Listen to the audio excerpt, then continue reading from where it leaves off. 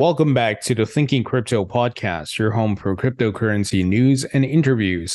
If you are new here, please hit that subscribe button as well as the thumbs up button and leave a comment below.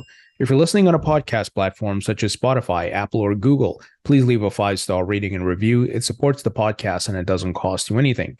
This content is brought to you by Link2, which makes private equity investment easy. Link2 allows you to get access to companies before they go public, before they do an IPO. And within their portfolio includes crypto companies, AI companies, fintech companies as well. And some of the crypto companies you may recognize, such as Chainalysis, Ripple, Polysign, Circle, Ledger, Dapper Labs, Uphold, and many other big names. So Link2 allows you to diversify your portfolio to get equity shares in these companies before they go public. If you'd like to learn more about Link2, please visit the links in the description.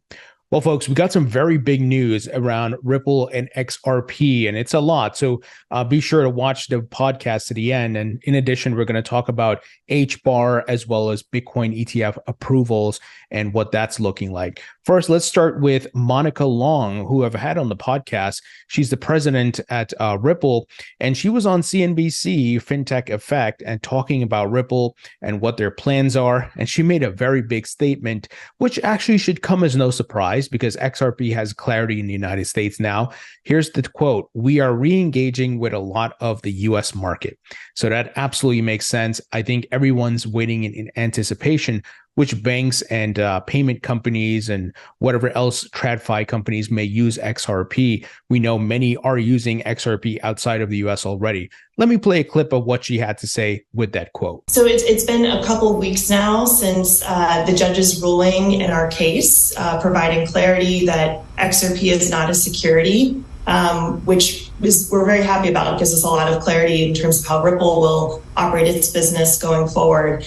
And we are, re-engaging with a lot of the U.S. market. So there you have it. We are re-engaging with a lot of the U.S. market. So I think let's keep our eyes and ears open, which banks and payment companies are going to leverage the XRP ledger in different ways. Now, there was also a big report from CNBC around Ripple being listed in the world's top 200 fintech companies. So I'm sure Gary Gensler is really pissed off about this news. Here's a company, him and Jay Clayton and these guys tried to sue over XRP. It's listed as one of the 200 top fintech companies. And Ripple, of course, beat the SEC in the lawsuit where XRP was declared not a security. So this list was put out. Obviously, it's very long, so I'm not going to go through all the big names in here, but obviously Ripple listed here. Some other crypto companies were in here as well. But great to see Ripple as a company and crypto companies as well are getting recognized for the solutions they are bringing for the future of payments and technology and the web, right? We're entering that Web3 world where it's another layer on top of the internet. Now, Ripple CEO Brad Garlinghouse highlighted the Q2 2023 XRP markets report put out by Ripple, and he shared some thoughts how the regulators, like corrupt scumbag regulator Gary Gensler, were using that against them. He said, "We began these reports to voluntarily provide updates given our XRP holdings. Sadly, they were used against us in the SEC lawsuit. However, we remain steadfast in our commitment to transparency, but I suspect they're going to look a bit different moving forward." And here, one user added the comment to Brad's tweet saying, "One correction, Brad. When the SEC sued Ripple in 2020, $15 billion in XRP market cap was eviscerated at the expense of US holders. It was to all XRP holders. I am Australian, yet still so my XRP value decayed because of the SEC's actions." Brad said, "You are absolutely correct. We should have caught that. Thank you for pointing it out." So one thing I highly respect about Ripple, and this goes back to the early days, they put out these market reports showing in full transparency what they're doing. So you may not agree with certain things that they're doing, but at least they're transparent. And I wish more token projects would do this. Show us your monthly, or it should be quarterly, I should say, quarterly tokenomics reports. How are the tokens being distributed? From a decentralization standpoint, are there foundations? Are there any partnerships? What's happening? And I think token holders should know about that. And I think Ripple is really setting the standard here. And I think more projects and around the world, not just in the United States, but around the world should do this in an effort to build more trust and provide transparency so that we don't have an issue where, scammers, we know right away, hey, scammers don't want to put out these reports. We know that's a red flag, right? And I'm not saying that projects that don't put out these reports are scammers. But the point is, the good actors can easily distinguish themselves in addition to other things that, hey, we provide quarterly tokenomic reports, break down what's happening with the token and so on and so forth. So, we're not hiding anything or doing something fishy. I think that's going to eventually happen. And it's probably going to be through regulations, but I wish more projects would do this, whether it be Algorand, HBAR, or Cardano, and maybe some of them do. And I apologize if I'm not up to speed on that, but I think Ripple really set a high bar here, and I wish more projects would do this. Now, we got a report here from the Digital Chamber of Commerce. They wrote an analysis and the impact report on the Ripple ruling. Here's just a quick note. Judge Torres' ruling establishes an important legal decision by properly distinguishing between an investment contract and the underlying asset. Now, if you all recall, the Chamber of Digital Commerce did file an amicus brief on behalf of Ripple in the lawsuit, and they did a great breakdown here. So this is great to see different advocacy groups and lobby groups putting out literature, educating the public, educating regulators and politicians as to why this is, a great ruling. And it's a it's a big win for the crypto market, as I've been saying for a very long time. This ruling was not just a win for XRP and Ripple. It was for the entire industry. So all coins could survive, right? Because Gary Gensler is going after everything.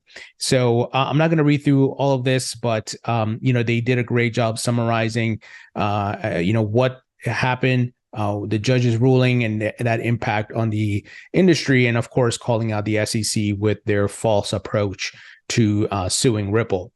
Now, speaking of suing Ripple, J. Coward Clayton, yes, Coward Clayton, the man who filed a lawsuit against Ripple as the SEC chairman and then ran out the door of the SEC the next day, right before Christmas, right? December 2020, right before Christmas. He made his appearance on CNBC Squawk Box. Now, he's a regular guest on there. He's one of their expert commentators and yada, yada, right? He talks about crypto and other things. But guess what? Becky Quick and Andrew Ross Sorkin forgot to ask him, or chose not to ask him. Nothing was asked about the SEC Ripple XRP lawsuit ruling. Can you believe that? That is by design. That was not by error. So Jay, of course, avoided the show in the first few weeks after that ruling. Now, once the news has died down, he makes his appearance. And of course, mainstream media fails once again. They didn't do their job to ask him, hey, at least ask him, what do you think about this ruling? You were chairman and you filed the lawsuit. Not to mention you worked with Bill Hinman to give that Ethereum free pass. You didn't approve a Bitcoin Spot ETF. And as I've said many times, Jay Clayton is the guy who started the fire or contributed to the fire. Now he's coming back and pretending to be a firefighter. It's pathetic. He's a coward. Jay, if you're listening, you are a coward. And I think we need to call these people out. These reporters, I tweeted at them and said, this is pathetic. How can you have this guy on this big ruling for the crypto industry and not ask him one question about it? It's unbelievable. But they're going to try to cover their asses and try to kiss Jay's ass. But we know who he is. He's a coward. Now, folks, we got massive news around Hedera and HBAR. Folks, this is huge. I hold HBAR in my portfolio. You all know I'm diversified. I have XRP. I have Bitcoin. I have Ethereum. I have Cardano. I have Algorand. I have HBAR in my portfolio. I have Matic and so forth. I am not here for religion. I'm here to make money. And folks, one of the things I've always talked about throughout the years is which blockchains are getting real world adoption? Which ones have a good solution that solves real world problems? And folks, look at this news. They said, we're excited to announce that Hyundai Motor Group, yes, the car maker, guys, Hyundai, that makes Hyundai cars, as well as Kia cars. The largest car manufacturer in South Korea and Kia have introduced an AI-enabled supply carbon emissions tracking solution on the highly scalable Hedera network. Folks, that's a huge real-world partnership.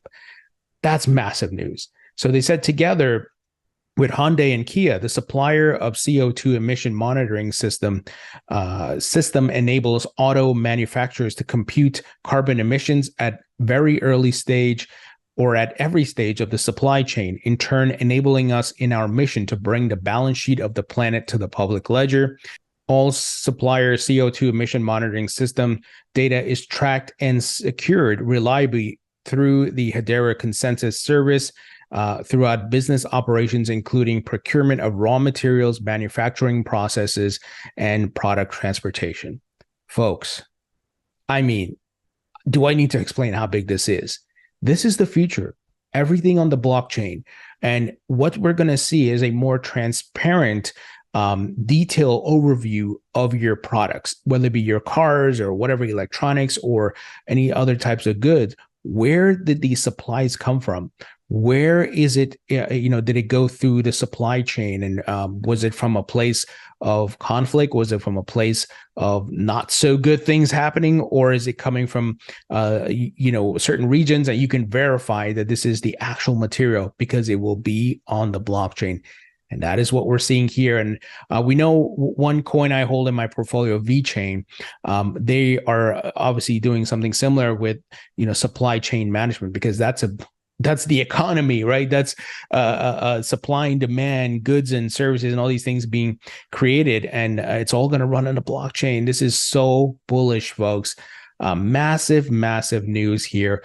I hold HBAR. I continue to dollar cost average into it. Not financial advice. Do your own research. But folks, if you're investing, this is what you want to see right here. This is it. Real world partnership beyond the speculation. Speculation is great. I've often talked about meme coins and how they use they benefit from the speculation and the Metcalfe's law of network adoption. But that only takes you so far. That can be dissolved because people can leave the community. But if you're getting real world adoption, people building on your blockchain, lots of transactions and the token, greasing the wheels of that blockchain, which is HBAR, in this example, that has lasting potential, right? You have real businesses and companies that are using your blockchain. Big, big news here. All right, let's move ahead because we got massive news around the Bitcoin Spot ETF approvals.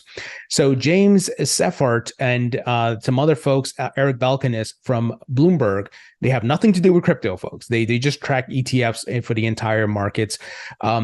They said here, based on recent events and new information, Eric Balkanis and I are officially increasing our spot Bitcoin ETF approval odds to 65%. That's from 50% a couple of weeks ago and 1% a few months ago. So they're hearing from a reporting standpoint that a lot of things are in motion here. And here's one. He says, here's the race as I'm watching it. We are completely guessing on the timing of the grayscale case dates, but we think the path of least resistance is simultaneous approval of all 8 fillers plus grayscale in the aftermath of the courts vacating the SEC's denial. So the 8 fillers would be BlackRock, Bitwise, all these other folks. So what he's hinting at here is that, look, the SEC, to save some face, because they know they're going to lose, like they did in the Ripple lawsuit, will try to approve many of these ETFs around that time, right? And including grayscales. So Gary Gensler is going to try to save face and say, we approved the Bitcoin ETF, and to try to drown out the noise of the loss from grayscale. So we know who we're dealing with here, folks, right? It's a corrupt bureaucrat who's acting like a politician. James said, the linchpin for this current thesis is a grayscale victory over the SEC in federal court, which could set things up for a wave of SEC approval sometime in the fourth quarter. All depends on how much Gensler wants to fight here. I don't know if Gensler is going to fight much here because BlackRock and all these big players are here. So does he want to go up against BlackRock? I don't think he will. So I think, once again, he'll try to time the approvals with the news of the loss to Grayscale to bury that news, right? So interesting things happening here, folks. And also another example of people being bullish that and thinking that these approvals are around the corner. He said we have 7 Ethereum futures ETF filings from 6 issuers. All of them are behind volatility shares. Key aspect here is that they are the same firm that managed to get a 2x Bitcoin futures ETF through this SEC. So this is futures, not spot. So we know futures used to short the market. The SEC approved the 2x leverage ETF, the short ETF, and of course the general futures ETF. And here Eric Belkanis said, here's a look at the 7 Ether futures ETFs that have been filed, which we think have a good chance of getting approved, and likely all of them launching on the same day, right around October 16th. So pointing to the Q4 scenario, we might get these approvals then.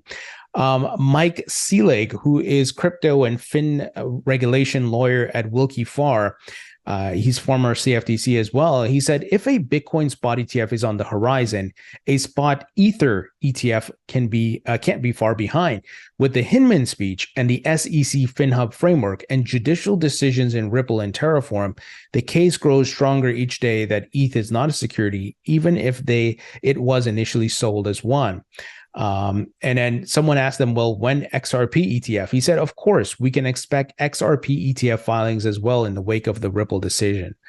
The ETF wars are going to heat up here, folks.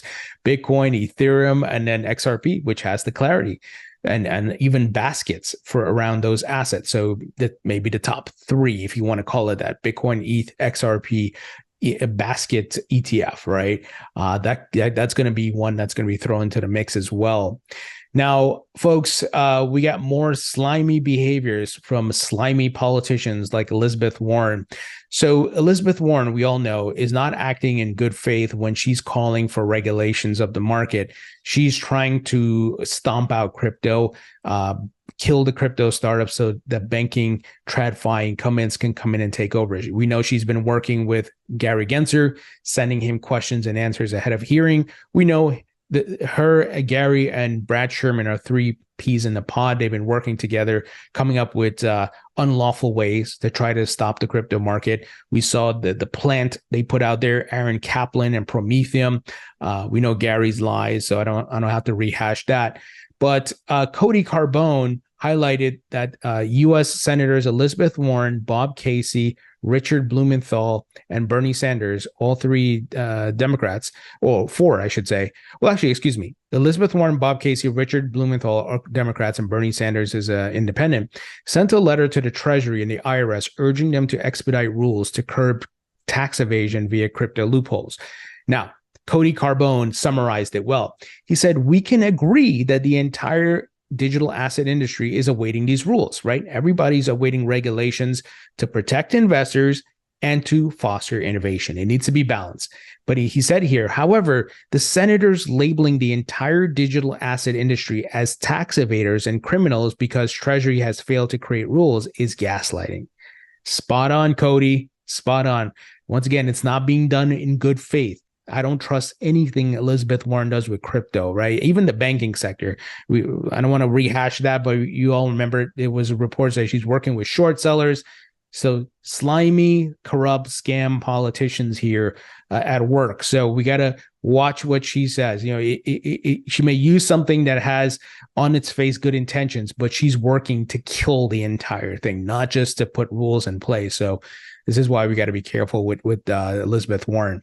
Now, Worldcoin continues to face headwinds, and I think rightfully so. So, the people are lining up to get their eyeball scanned with the orb. And by the way, like I said, I'm not doing that. No, thank you. But here they're facing setbacks in Kenya as operations halted. The Kenyan government declared that all Worldcoin activities must be suspended until public agencies ensure there are no risks to the general public. Yeah, that's right. I for one, don't know what their guardrails are, and are they going to sell my data, or how are they protecting it? Let's say I was to use it, right? Or are they going to have my data get hacked, right? People are going to have my all my ID information, my DNA and my eyeball, my retina, right, guys? You know what I'm talking about, Minority Report stuff, right? So I can see why these governments are like, wait a minute. You're collecting all these people's information, many of them, especially in countries that are not well developed, like in the countries in Africa, some of them. You're kind of maybe taking advantage of desperate people who are like, hey, I can get free tokens and money. Let me sign up, right? Because they have limited resources and access to opportunities. So I can see why the governments are going to say, yeah, hold on a second, Worldcoin. So I'm not saying that Sam Altman and these guys don't have good intentions, but I think they have to be better with the execution. I think they'll probably have to work closer with the governments to assure folks that their data is protected. That's the key. If people want to sign up for this, fine. It's a free world. It's a free country.